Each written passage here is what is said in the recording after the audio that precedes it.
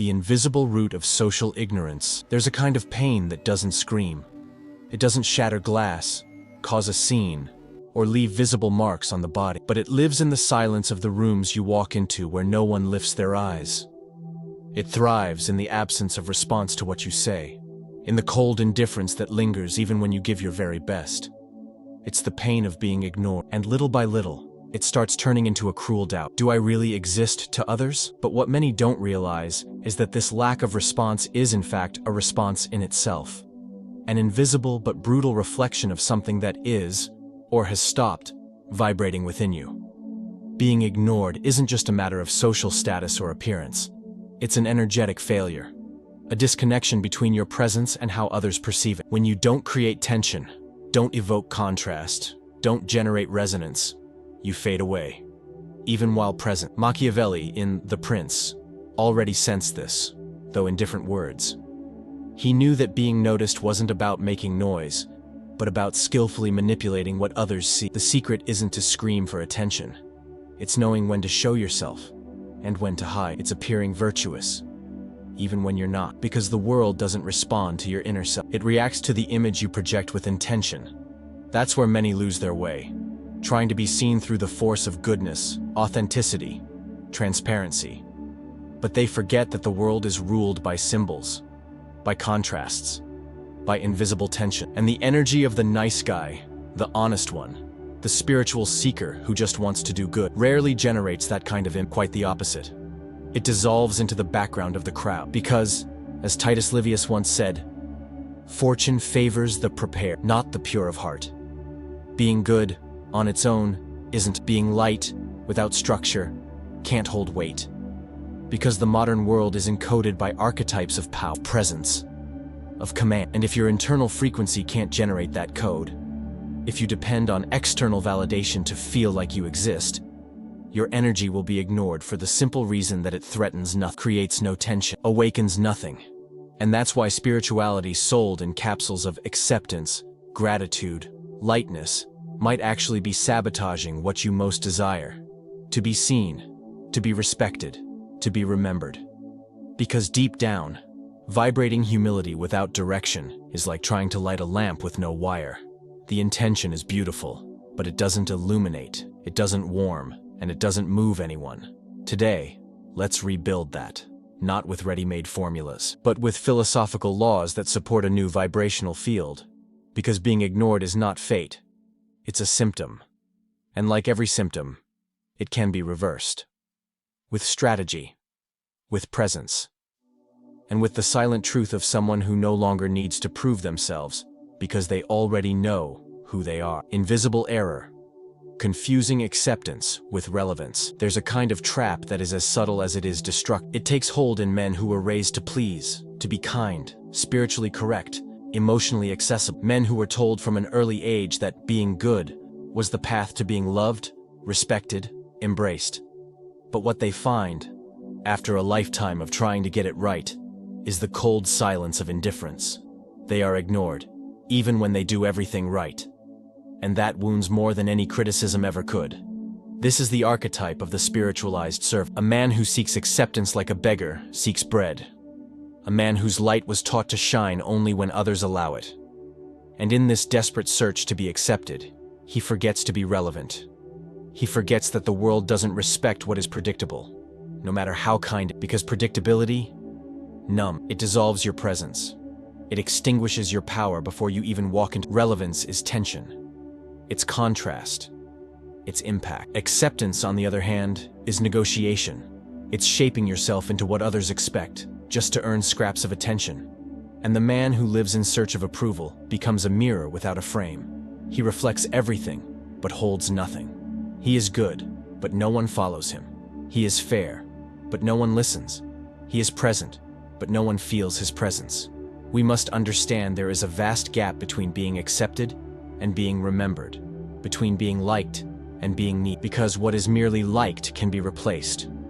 What is needed leaves a mark. It imprints, it demands.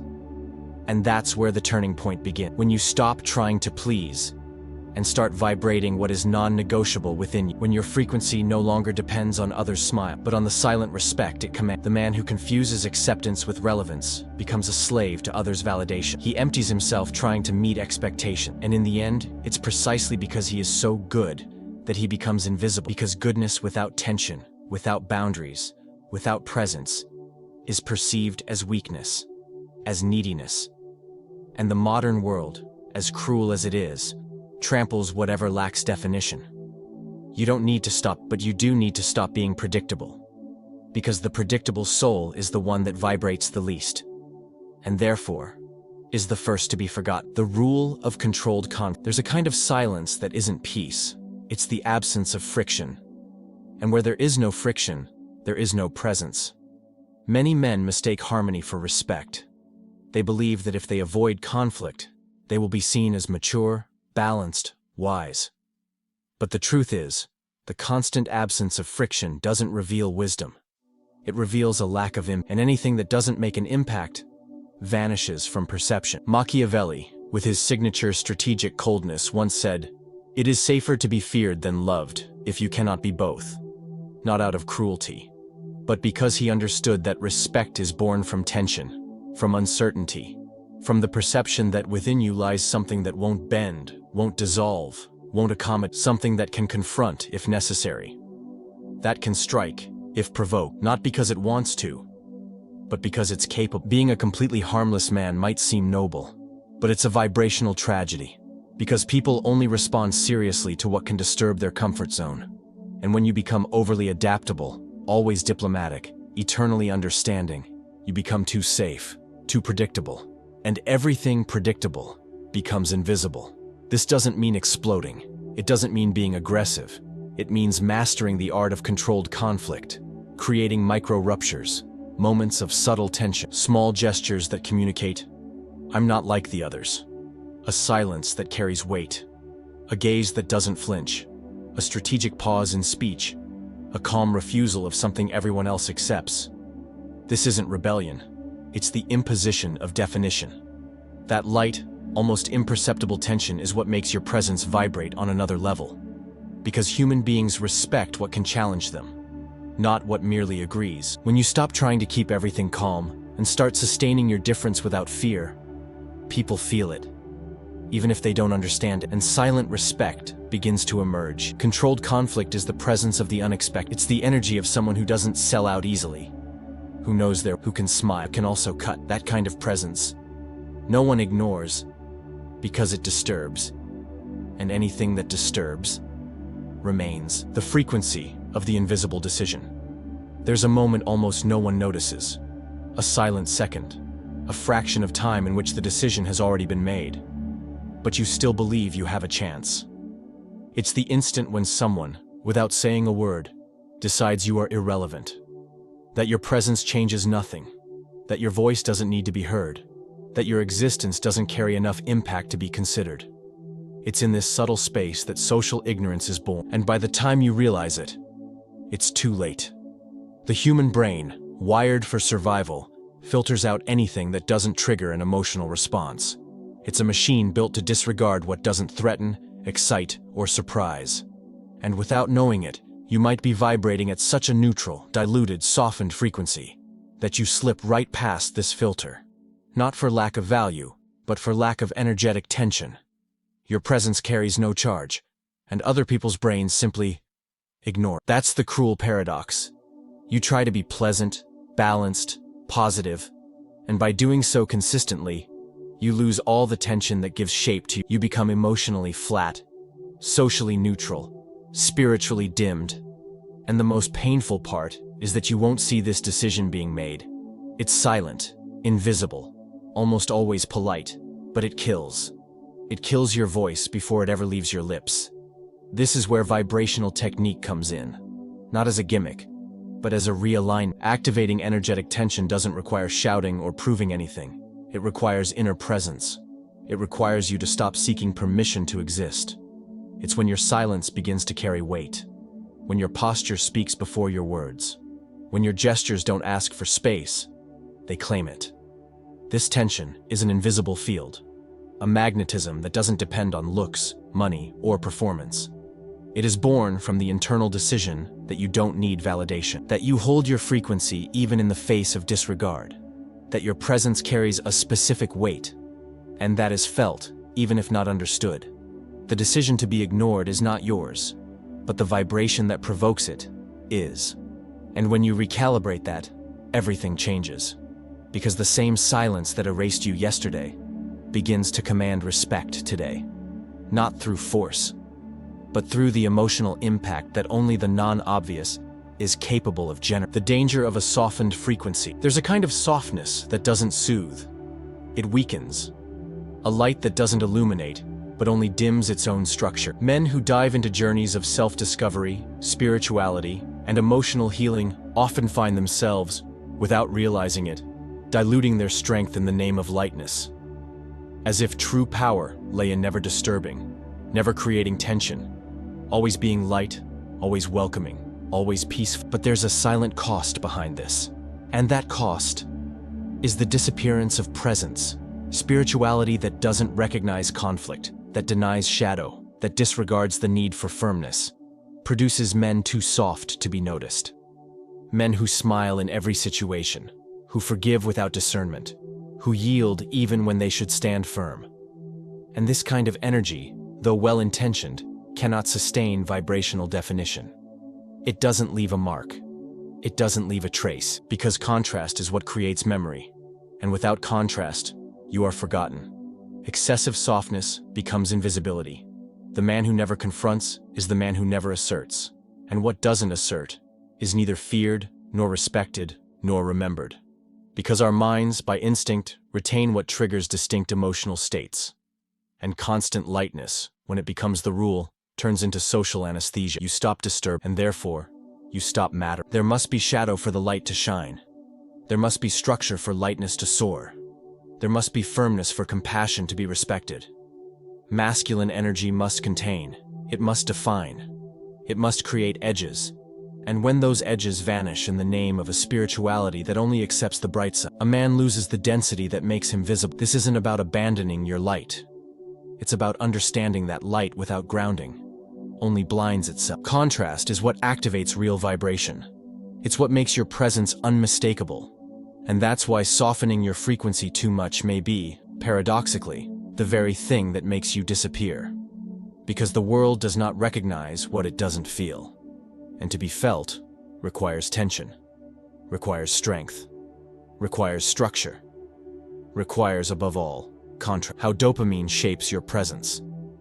The human mind seeks pleasure, and the more immediate pleasure it consumes, the less intensity it carries. The problem isn't dopamine itself, but the way we become addicted to small hits of reward. Likes, approval, quick responses, social validation. This constant cycle of stimulation weakens your internal density. And over time, you become too light, not in the good sense, but in the sense of being easily ignored. The man addicted to social dopamine doesn't realize that his presence begins to revolve around being seen, noticed, accepted. And this silent craving to be fed by others' attention destroys his aura of command. Because the one who constantly wants to be seen loses mystery, loses weight, loses magnetism. He starts moving to please the environment, rather than to impose his own vibration. Excess dopamine weakens the frequency of respect, because respect is born from absence, from silence, from the non-immediate. The man who doesn't respond to everything, who doesn't always show up, who offers no explanations, creates scarcity, and scarcity creates value. Machiavelli understood this with brutal clarity. Power is more tied to what you deny than to what you offer, to what you withhold than to what you display. This is where dopaminergic fasting applies to personal image. Withdrawing, disappearing for a while, silencing reactions, reducing exposure, cutting the addiction to instant feedback, not to vanish from the world, but to reconfigure your own frequency. Because a man who lives on stimulation doesn't hold presence. He becomes dependent on others' vibration. And for that reason, his own energy never leads. The Machiavellian effect of this practice is powerful. You begin to master not just your impulses, but the perception others have of you. By reducing stimulus, you increase density. By denying attention, you attract attention. By controlling pleasure, you activate tension.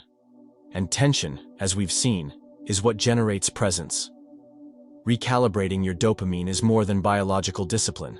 It's a symbolic reconstruction, a silent act of reclaiming your inner space, of inhabiting your body with more weight, more intention, more mystery. Because the man who controls his pleasures controls his field. And the field of a man who is not ruled by neediness is a field impossible to mental model. The weight of strategic silence. There are silences that suffocate, and there are silences that command.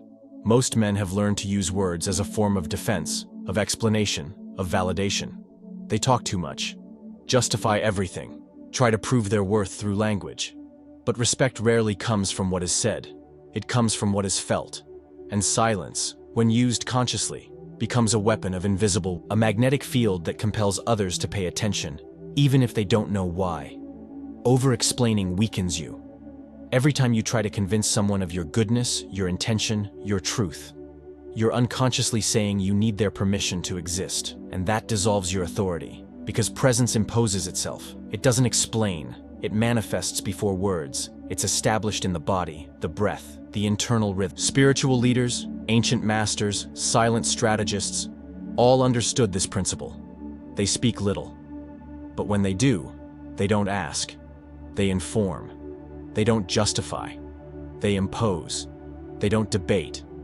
They assert. The silence between their words carries more weight than the chatter of the insecure.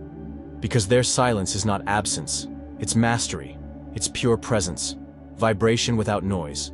Embracing strategic silence takes courage, because it forces you to withstand others' discomfort, to not fill the void with words, to let others feel your density without guiding them through explanations.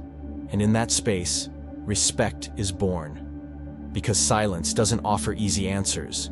It invites others to perceive, to deduce, to intuit. And what is intuited is far more powerful than what is spoken. The weight of silence is, in truth, the weight of non-dependent presence. Presence that doesn't mold itself to be accepted, that doesn't dissolve to be understood, that doesn't explain itself to be loved. And when you master this silence, you walk into rooms with a force that doesn't need to raise its voice, because it's already there and everyone feels it. The inverse mirror technique. People don't perceive what they can't recognize.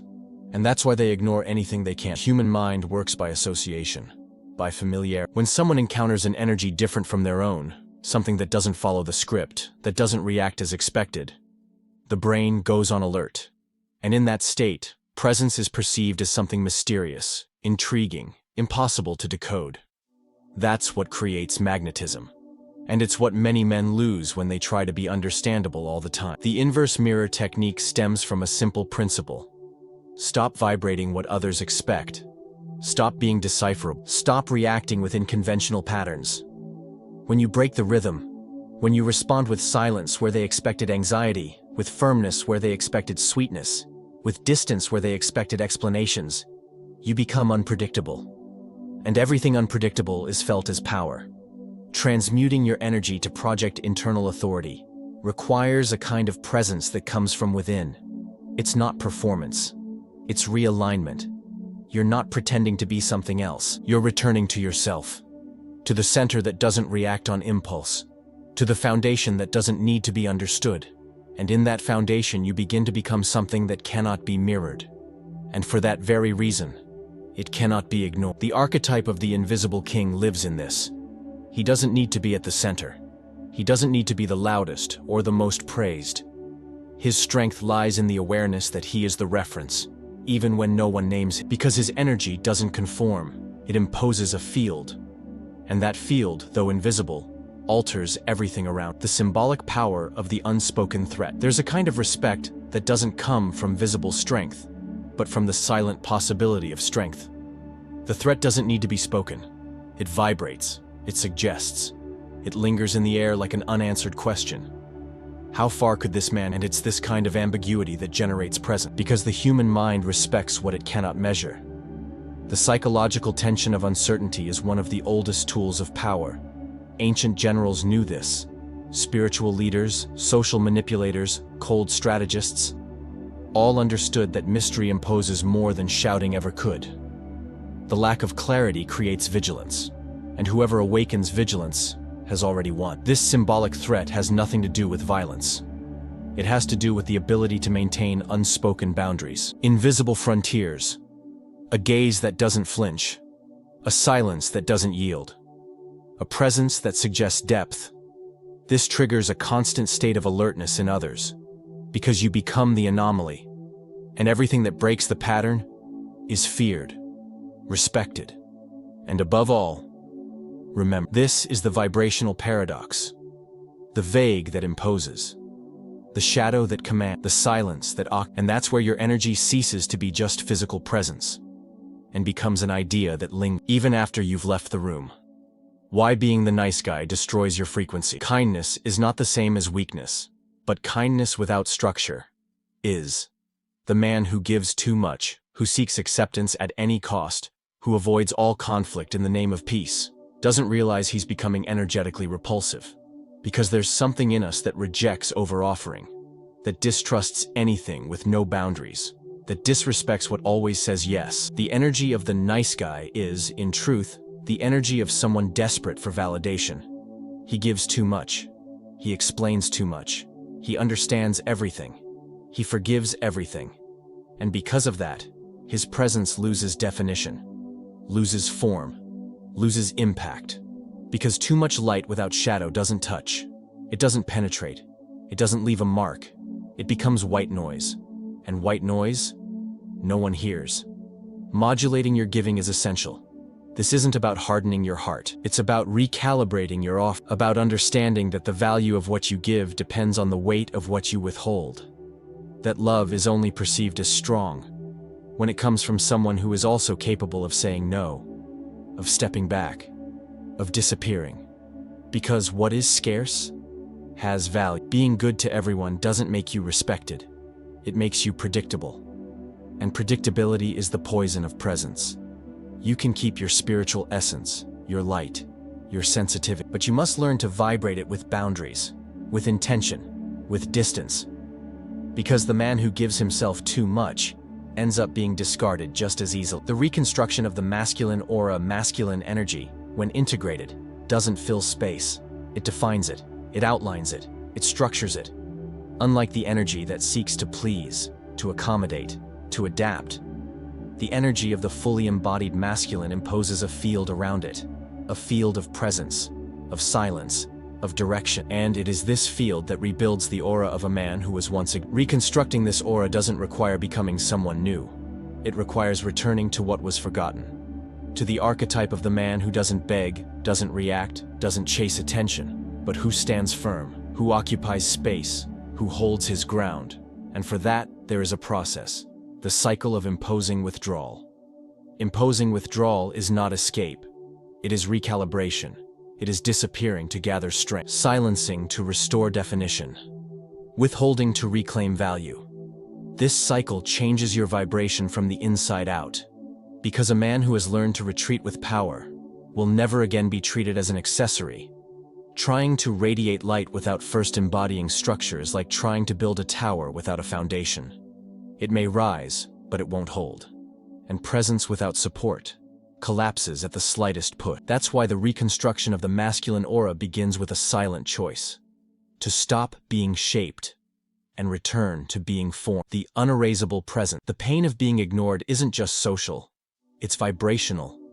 It's the silent reflection of an internal frequency that's been lost, that has disconnected from its own density, that has traded presence for approval, command for kindness, tension for light, and that imbalance comes at a cost. Machiavelli, more than a strategist, was a reader of invisible realities. He understood that those who control perception control outcomes, and perception cannot be bought, it cannot be demanded. It is activated through presence, through posture, through silence, through method. Being noticed is a consequence, being respected is a construction. Thomas Aquinas indirectly said that true light reveals itself through order, and the ordered soul radiates power. Because it doesn't shine to please, it shines because it is, because it holds, because it knows what it is. The reconstruction of your presence will not be built through promises, canned phrases, or behavioral formulas. It will be built through the internal reordering of your vibration. Being seen is not the goal. It is the inevitable reflection of someone who no longer needs to prove they're there. Because the world feels, the world recognizes, the world obeys, the one who carries structure in their silence.